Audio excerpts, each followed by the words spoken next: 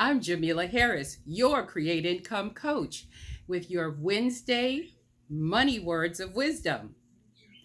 Your words of wisdom today: passive income. There are two schools of thought.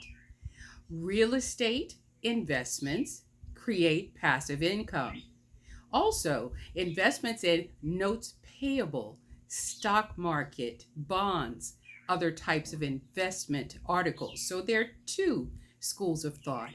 And the wealthiest people in the world invest in both real estate and stock market and investment assets.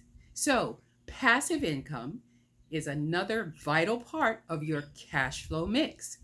I'm Jamila Harris. Visit youtube.com, Create Income Coach, and view our videos that help you explain more about how to have income from multiple sources of income. I'm your Create Income Coach.